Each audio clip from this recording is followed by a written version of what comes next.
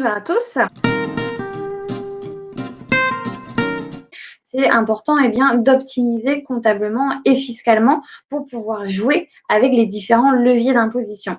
Et pour ça, en effet, ça va être important de faire passer sur sa société les charges que l'on peut faire déduire. Pourquoi? Parce que cela, en fait, va permettre de réduire derrière le résultat et donc de faire baisser l'impôt auquel vous allez être soumis.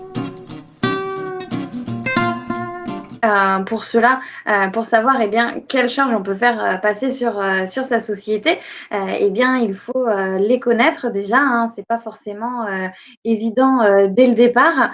Il faut bien garder en tête que déjà, c'est propre à chaque activité. Donc, un restaurant ne va pas avoir les mêmes charges qu'un coiffeur ou qu'un consultant informatique, par exemple. Donc voilà, il faut vraiment se dire que c'est en fonction de l'activité que l'on réalise et des besoins que l'on va avoir pour faire en sorte de développer celle-ci. Et pour aller plus loin, en effet, pour pouvoir vraiment identifier un peu les différents groupes de charges déductibles, j'ai envie de dire, on va avoir déjà des conditions à remplir.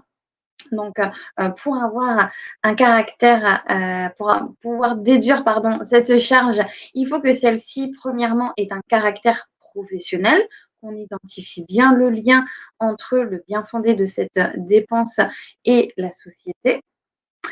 Ensuite, il faut pouvoir justifier cette charge, donc il faut bien penser à conserver tout ce qui est facture et ticket de caisse ou notes. Et troisièmement, il faut que le montant ne soit pas excessif. J'ai envie de dire, soit cohérent. Donc voilà, encore une fois, c'est vraiment du bon sens et essayer voilà, de remplir ces 3 conditions pour que si jamais on a un contrôle, on ne risque pas de redressement. Pour vous identifier un peu plus les catégories de charges déductibles que l'on retrouve majoritairement, ça va être déjà tout ce qui va être en lien avec le lieu de l'activité, que vous soyez chez vous ou que vous ayez un local, de faire passer en effet ces frais. Ensuite, on va avoir tout ce qui est lié à des prestataires auxquels vous faites appel, que vous sous-traitez. Donc pareil, là en effet, la société prend cela à sa charge et ensuite on va avoir toutes vos dépenses, courantes, hein, tous vos achats. Donc ça va être tout ce qui est en lien avec, la communication, la publicité, par exemple l'aménagement de votre local, la décoration, tous les achats de bureautique, si vous avez besoin d'un ordinateur, d'un matériel, voilà tout ce qui va être numérique, abonnement à des logiciels. Tout ce qui va être également prospection, déplacement, restauration. Donc voilà, encore il y a pas de, c'est vraiment une liste non exhaustive.